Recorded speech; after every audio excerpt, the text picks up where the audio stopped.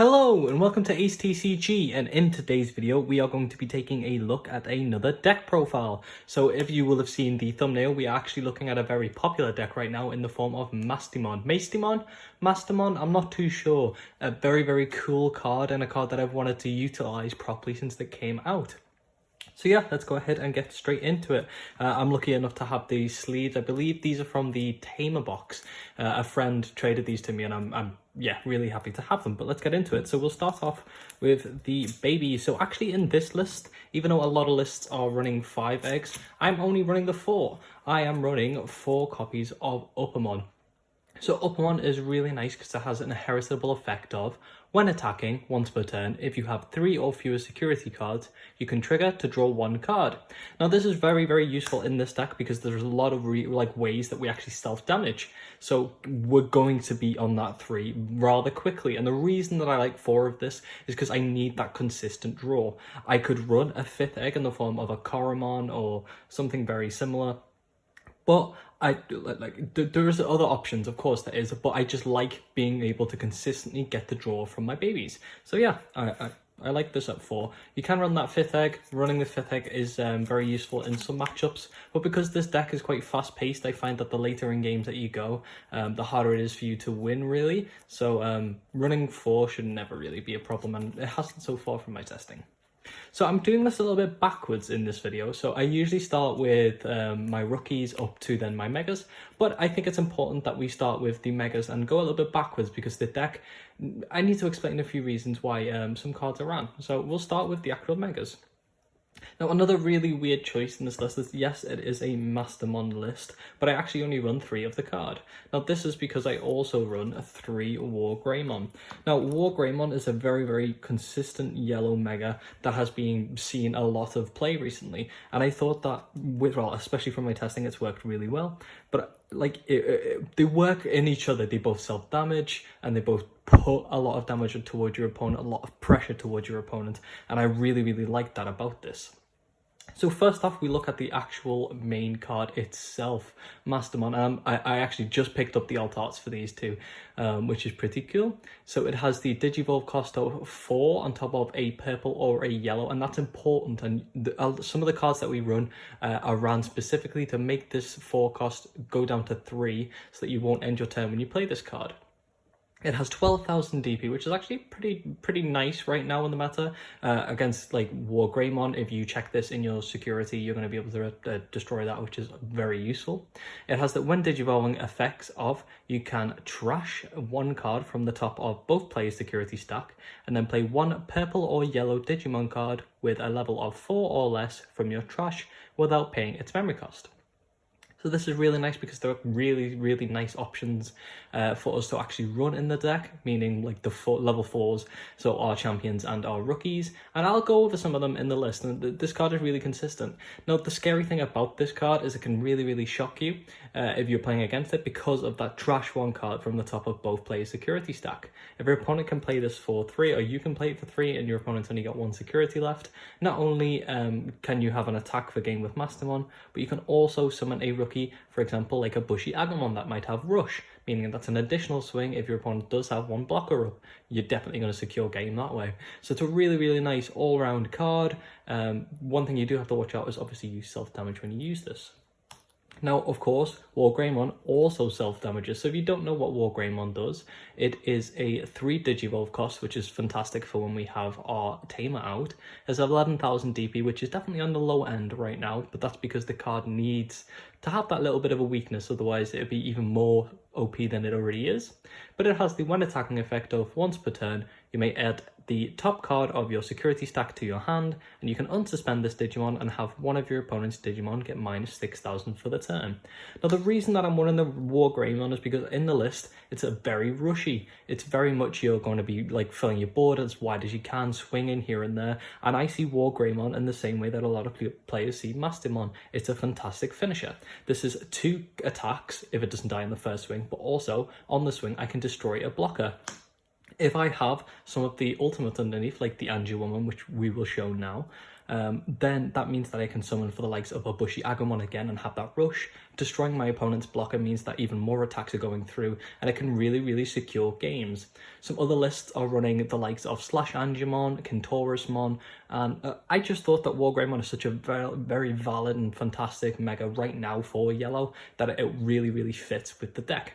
Now, one thing that you can say is, why aren't you running that 4th Mastemon? And the reason for me is because I like that differentiation between both. I like to run 6 megas, and being able to do these and that nice split means that I can have the option to go either way if I need to.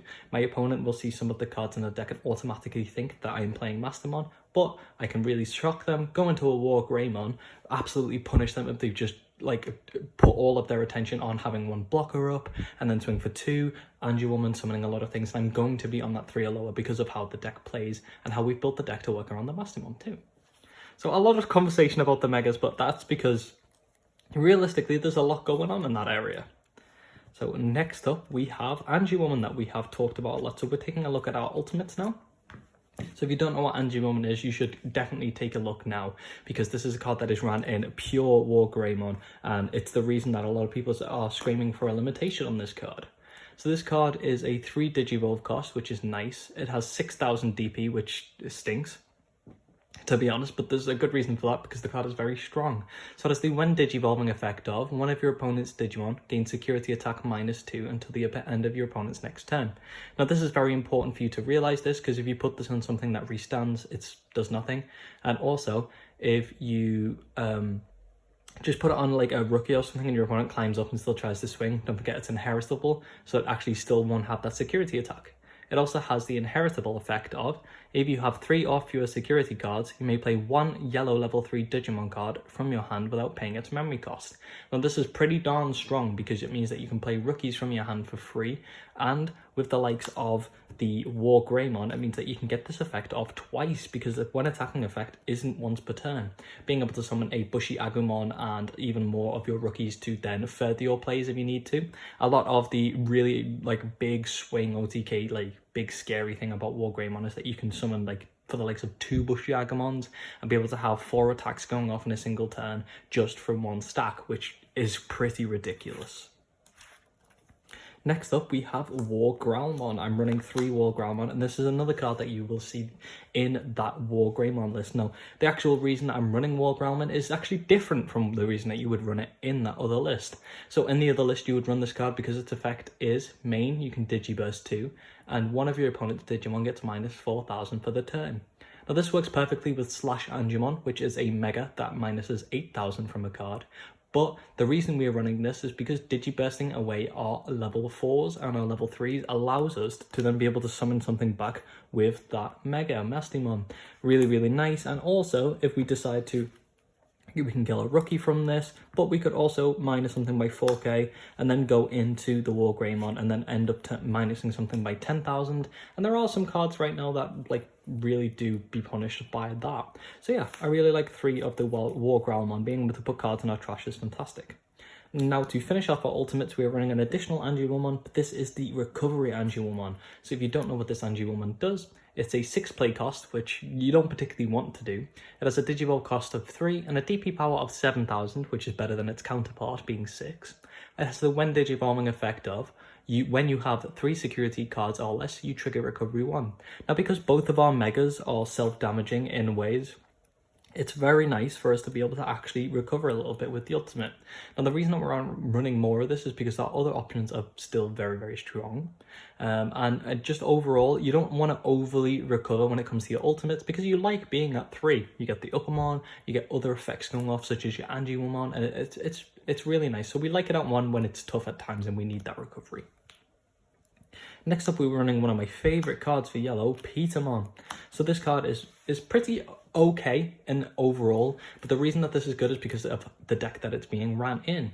So it's a 5 play cost, which is important. It's a Digivolve cost of 2 if you need to use it, and a DP power of 5,000. It has the on play effect of, you may play 1 Tinkermon from your hand to recycle bin without paying its memory cost. Now that term recycle bin really threw me off a little bit. I think that was a misprint. That means your trash, so from your trash to without paying its memory cost. Now a Tinkermon is a vanilla rookie, and here it is. So Tinkermon is just a vanilla rookie. So yeah, it's nice because you can hard play this, helps you go a little bit wide. Like I said, that's what you want to be trying to do in this deck, but also because it is a champion, you can summon this back from the Mastemon, and in turn, meaning that you're actually summoning 2 cards from the Mastemon, because Petermon will use its on play effect to then summon the rookie again. Really, really nice, and pretty. I'm happy that I can incorporate this back into a deck build for yellow. So yeah, I've missed you, Petermon. Next up, we've got a card that actually came out from this set. So it's Gatomon. This is one of the promo cards. So this is a card that really shocks me a little bit. It's just, I think it's undervalued for what the card actually is. And overall, I think it's really, really nice. So it is a 6 play cost, which is important because of its effects. It has a Digivolve cost of 2 and a DP power of 5,000. It has the effect of, during your opponent's turn, while you have a purple Digimon in play, this Digimon gains Blocker. Now this is important because Mastemon is a purple Digimon, so if you decide to bring this back with that Mastemon, you're going to get that Blocker ability going off. But it also has the on-play effect of, if you have a 3 or fewer security cards, you trigger recovery +1. So because you can summon this with the Mastemon, not only are you then calling a blocker to your field, you are trashing your top and then recovering, but also trashing your opponents. A little bit of damage to your opponent, and it's like you've lost nothing and gained a blocker too, which is really, really nice. It's a play that I see myself doing a lot if I don't have ways to make my Mastemon come to 3 so that I can do extra damage and more things, and really, really nice and helps with that consistency. Next up, we have Pedomon. It's the 1 cost blocker for yellow. We got these in this set. Don't really have to go too in depth for these. These have pretty much replaced the Unimon in a lot of decks because it's effectively the same thing but for 1 Digivolve cost. Just your basic blockers. 4 of those because it's nice to make sure that we have that survivability. Next up is the pièce de résistance of yellow, and I use that term in every video at this point now. This is Pulsimon. We're running 4 Pulsimon. Now the reason that we're running these is because in this deck, the card is already bonkers, but in this deck, it's even better. So it's a 3 play cost, which is important. It has a DP power of 2,000 and the effects of, on play, if you have 3 or more security cards, you can trigger draw 1. And then if you have 3 or fewer security cards, you gain 1 memory. Now this is important because this is one of the main ways that we can actually have Mastemon become a 3 cost, meaning that you're swinging the game necessarily in that turn when you're doing that. Because when you have 3 or lower, this gains you 1 memory, which is really, really fantastic. But also, if you're on perfectly 3, you draw a card and gain a memory too. Even further consistency. This card really helps yellow break out of that and really helps them draw cards early if they're in a sticky situation. And also just playing this early, meaning that you can like swing with it or it gets removed, means that you can summon it back with your Mastemon, which is really nice. So next up is the Tinkermon that I've already shown you. It's just a 3 cost vanilla with 3,000 DP, but this is important because you can call this with Petermon. It does have really, really nice artwork in the form of a pixie or fairy. I think fairy is probably the best way to describe that. Yeah, we're running 4 of that because we run 4 of the Petermon. Next up, we are running 4 Salamon. So I love this card. Salamon is a card that I've actually been a bit back and forth on in a lot of my lists. I was always so on how much recovery and how it just gains that recovery because it doesn't give you it right away. But if you don't know what it does, it is actually a really, really strong and like stable, like prominent card in yellow. So it's a 4 cost rookie with a DP power of 2,000. It has a Digivolve cost of 0 and the on deletion effect of, if you have 3 or fewer security cards, you can trigger recovery +1. Now this is very critical in this deck because you are self-damaging again so much with your options cards and your megas. You're going to be dealing yourself a lot of damage. So getting these Salamon value and recovering and keeping yourself at a healthy security level, especially in this meta where things can wipe things out very fast, Salamon can come in very clutch. Very nice. And next is, well, certainly not least at all, is Bushy Agumon. So this is a card that I've talked a lot about earlier about some of the combos that you can do, but we're actually only running 3 of it, you might be thinking. And that's because it is a 5 cost rookie with a DP power of 3,000 with the ability of Rush. Rush is this Digimon can attack the turn it comes into play. Now I like 3 of this because outside of your combo it doesn't particularly do a lot, and you do draw quite a little bit in this, and you can manage to get these. Usually 1 is enough, and in this deck, because you can summon things from your drop, from your trash, it you usually get there. Being able to summon this from the War Greymon Angie-Woman combo is very nice. You are going from 2 attacks a turn, which is already very potent, to 3 because you summon the Bushy with the Angie-Woman. Very nice. If you have 2 Bushimons, you can summon 2, like I said before, and get that 4 attack combo off. But a play that I see a lot is going into your Mastemon, and then being able to use a tamer that we run, which you will see, to make it go down to 3, and then summon in the Bushy as well, because then you've dealt the damage to your opponent, summoned a Rush, and that's 2 attacks, so that's 3 damage in a turn. So we can have 3 from Mastemon and 2 damage, 4 damage possibly from the War Greymon with the Bushimon combo as well. Very, very nice and very strong, and 3 is definitely enough, I'd say. I don't think you really need 4. It's a good card. It is good when it's needed. So next up, a little bit backwards again. I know my order's a little bit off, but I thought I wanted to go through the deck first and then present this and talk a little bit about Millennium On. So I'm actually running 2 Millennium On in this list, and the reason I am is because it goes on top of the Mastemon. I'm still butchering the name, I swear. So it has a Digivolve cost of 6 on black or purple. Obviously we're targeting purple there. It has 13,000 DP, which is actually low for a level 7. And it has the when Digivolving effect of you can return one of your opponent's Digimon to the bottom of the deck and trash all of the Digivolution cards of that Digimon. Very, very strong way to get around undeletion effects, such as from the Chaosmon Valderarms, and just other really potent cards in the meta, removing very sticky cards for you. It also has the undeletion effect of, if this card has Digivolution cards, you may play this card from your trash without paying its memory cost.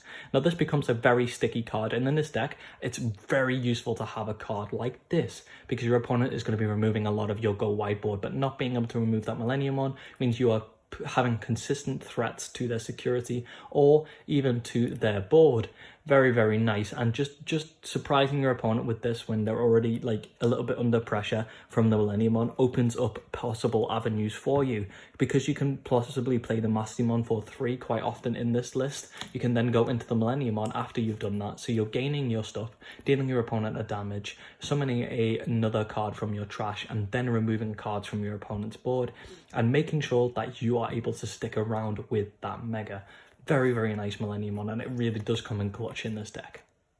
So next up is a card, again, that people think needs to be either errated or limited. It's Blinding Ray. So this is yellow's option card that allows them to gain some memory, and another really consistent way for us to make sure that that Mastemon is not ending our turn when we play it. So Blinding Ray is an options card that costs 0. It has the main effect of you can trash the top card of your security stack and then gain 2 memory. Now you may be thinking self-damaging to gain memory is definitely not the best options card that we have to gain memory in the game. Hammer Spark is just this but free without the cost. True, that's very true. And in this deck, realistically, we would only need the 1 memory. But this is very, very potent because you can do this. 1, when you have no security stack left, you can still activate Blinding Ray because of the actual text and the wording of it, which has frustrated a lot of the community, I will tell you that. But also, because you trash something, there's an opportunity there that you will get a level 4, or, well, sorry, a champion or your rookie, and then you can actually summon that back with your Mastemon. So very, very nice Blinding Ray, and a fantastic way for us to be able to extend plays. Something else to acknowledge with this too is if you have a Bushy Agumon in play and you have your tamer out to put you onto that 3 memory, because you can Blinding Ring and put yourself up to 5, you can summon the Bushy and swing for game, which is something I have done a lot with this card. 3 is really good, 2 you feel like you want to draw up more, and 4 is just too much. You're self-damaging already a lot in this deck. Next up is the TK. Of course it's TK. I don't think I have to give this card an opening really. It's TK. TK is the 4-cost yellow tamer. It has the start of your turn effect of if you have 2 or less memory, you can set your memory to 3. And the on play effect of look at your security stack and then reveal 1 card in it and add it to your hand. If that card's yellow, recovery +1. And then shuffle your security stack. So something that you must acknowledge in this card says if you pull a yellow one, then recover. If you choose to take a Mastemon, your purple tamer, which I'll show you soon, or the Millennium On, you are self-damaging again. Something you need to be aware of, and something that actually can be scary if this is in your security stack, because its effect for security is you can play this card without paying its memory cost. Now if that happens when you only have 1 security left, you get this and then it's a purple, that can be game for you at times. But this card just adds so much consistency to the deck. It can help you get pieces that you're missing, and making sure that you're hitting that 3 memory is critical in this deck. And to finish the list, we are actually running 2 Carry Kamiya. So this is a card that I went back and forth on, but I really like this because it's another way for us to make sure that that Mastemon is staying, not ending our turn, basically. So it's a 3-cost tamer, and it just has the effect of during all turns, when a card is removed from your security stack, you may suspend this tamer to gain 1 memory. So this card also has a defensive purpose in that if your opponent attacks you, the card is removed from your security stack and you gain 1 memory. This can end turns in your opponents, especially if they don't know what it does. It also has the security effect of play this card without paying its memory cost. This works perfectly, as I said, in tandem with the Mastemon and just with the self-damaging aspect that we have of the deck in general. With this out, our options card now gives us 3 instead of 2, which is pretty bonkers. But yeah, that is our Mastemon yellow profile. Let me know what your favorite deck in set 4 currently is, and what are you looking forward to the most in future sets. I really, really love this card, and I think it's fantastic, and I'm excited that the meta is seeing a little bit more of it. But yeah, that's the video, and I hope you have a fantastic day. Thanks.